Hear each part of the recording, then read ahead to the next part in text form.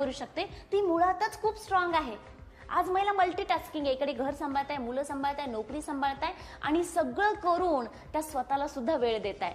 म्हणून मल्टीटास्किंग जे आहे ते पुरुषांना सहज करणं शक्य होणार नाही. म्हणून स्त्री पुरुष समानता सहजासहजी येणार नाही.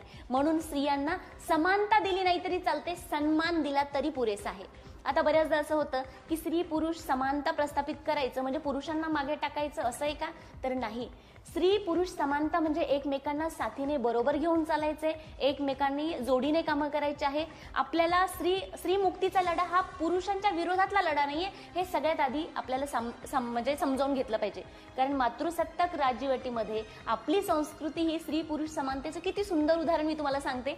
शिव आणि पार्वती, जर तुम्ही शंकर पार्वती बघितलं असेल तर अशी जोडी आहे आपल्या इतिहासातील की ज्यांनी एकमेकांना समान अधिकार दिले.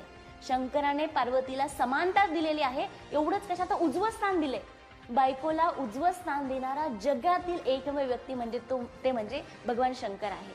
मग तेच झालं तर जर आपण अर्धनारी नटेश्वरासारखं एकमेकाला सांभाळून घेतलं, समजावून घेतलं तर निश्चितच आपण पुढे जाऊ.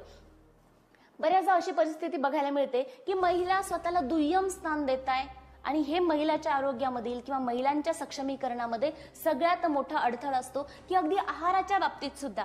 म्हणजे बघा, एक कविता आहे की अंगणात रमणारी ती आता अवकाशाला गवसणी घालते. अंगणात रमणारी ती अवकाशाला गवसणी घालते.